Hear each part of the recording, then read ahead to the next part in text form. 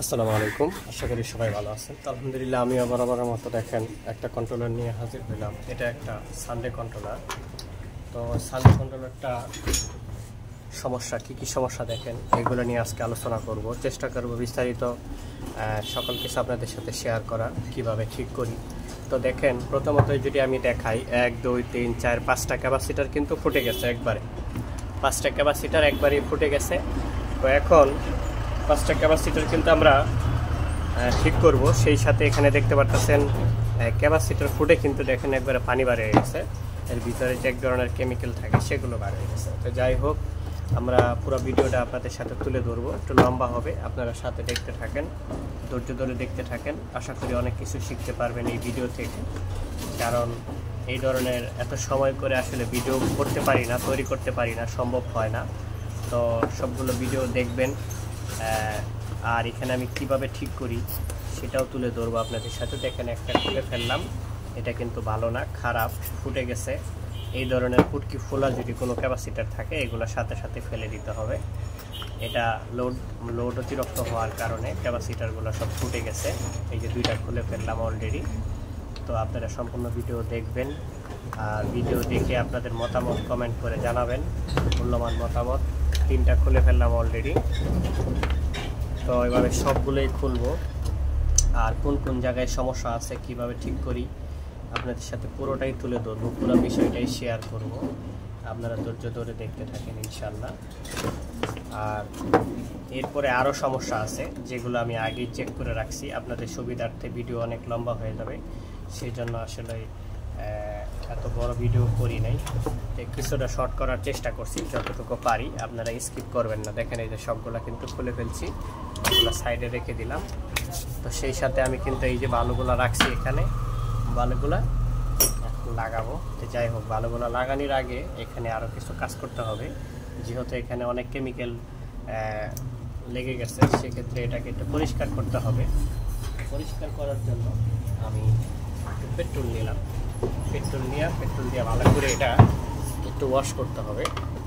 আমি যদি একটু পেট্রোল এদিকে ঢেলে দিলে দেখেন, এটা কিন্তু এখানে যে এই কেমিক্যালগুলো লেগে আছে, কেমিক্যালগুলো লেগে থাকলে কিন্তু গাড়ি চালাইতে গেলে সমস্যা করবে। তো সেক্ষেত্রে কেমিক্যালগুলো পরিষ্কার করে নিতে হবে। আপাতত মোটামুটি আমি কিছুটা পরিষ্কার করলাম, পরে আরও পরিষ্কার করব। ক্যানিস্টারের গুঁড়ির মধ্যে যে সমস্ত কেমিক্যাল ছিল এগুলো সব ভালো করে পরিষ্কার করতে হবে। একটু যদি ভুল হয় তাহলে কিন্তু সানডে কন্ট্রোলার এটা কিন্তু ফ্রেশ না হলে কিন্তু চলতে চায় না, একবারে ফ্রেশ ওকে হইতে হবে।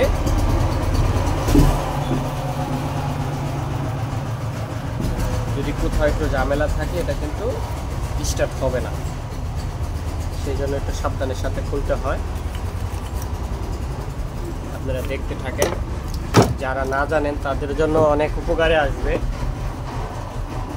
যারা না জানেন তাদের জন্য অনেক উপকারে আসবে। তো দেখতেই পারতেছেন, আমি কিন্তু একটা ডিজিটাল মিটার নিয়ে নিচ্ছি চেক করার জন্য।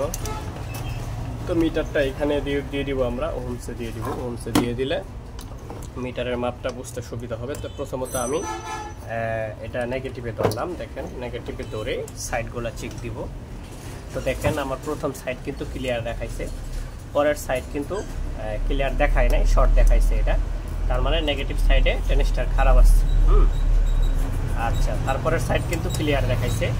এখন আমি যদি পজিটিভ সাইডে যাই, তো দেখেন পজিটিভ সাইড কিন্তু এটা ক্লিয়ার দেখাইছে, এটাও কিন্তু পজিটিভ সাইড ক্লিয়ার দেখাইছে, এটাও কিন্তু পজিটিভ সাইড ক্লিয়ার দেখাইছে। তার মানে কি বোঝা গেল, নেগেটিভ সাইডে টেনিস্টার খারাপ আছে। তো নেগেটিভ সাইডে যদি টেনিস্টার খারাপ থাকে তাহলে সেক্ষেত্রে আমরা যেটা করব, নেগেটিভ সাইড থেকে দেখবো কোন টেনিস্টারটা খারাপ হয়েছে, একটা খুলবো, আপনাদেরকেও দেখাবো। আপনারা একটু ধৈর্য ধরে দেখতে থাকেন। আর ভিডিওর মাঝখানে তা বলে নেই, যদি আপনাদের এই ধরনের ভিডিওগুলো ভালো লাগে, বিন্দু পরিমাণ উপকারে আসে, যদি কোনো জ্ঞান লাভ করতে পারেন, তাহলে আমার ভিডিওটা সাবস্ক্রাইব করে রাখবেন, তাহলে আপনারা এই ধরনের ভিডিওগুলো সাথে সাথে পেয়ে যাবেন। আর ভিডিওতে সাবস্ক্রাইব করলে, লাইক করলে আসলেই আমাদের উৎসাহ বাড়ে, আমরা উৎসাহ পাই একজন কাজের ক্ষেত্রে আপনি যে আমার এই ভিডিওটা সাবস্ক্রাইব করলেন, লাইক করলেন, শেয়ার করলেন, তাহলে আমার উৎসাহটা বাড়ে, আমি অন্য ভিডিও বানাইতে উৎসাহ পাই। কিন্তু যদি সেটা না পাই তাহলে আসলে উৎসাহটা ভালো লাগে না। তারপরও ইনশাল্লাহ আপনাদের জন্য চেষ্টা করি আমি ভিডিও বানিয়ে যাওয়ার জন্য। তো যাই হোক, দেখেন আমি কথা বলতে বলতে এই সাইড থেকে এটা খোলার চেষ্টা করতেছি। আমার তাতালটা একটু ছোটো, তারটা একটু ছোট হওয়ার কারণে আমার একটু কিন্তু খুলতে কষ্ট হইতেছে। তারপরেও আল্লাহ ভরসা খুলে ফেলবো। দেখেন ভিউয়ার্স, আমি কিন্তু একটা টেনেস্টার খুলে ফেলছি অলরেডি। এখন যেহেতু একটা টেনেস্টার খুলছি, অনেক সময় কিন্তু একটা টেনেস্টার শর্ট হয়, তো সেক্ষেত্রে আমি দেখব যে ক্লিয়ার হয়েছে কিনা।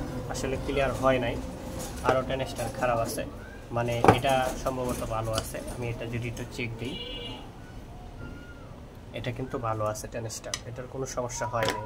তো চলে যাই পরের টেনেস্টারটা খোলার জন্য। তো দেখতে পারতেছেন পরের টেনেস্টারে খোলার চেষ্টা করতেছি। এইভাবে যদি তিনটা খুলতে হয়, তিনটাই খুলতে হবে।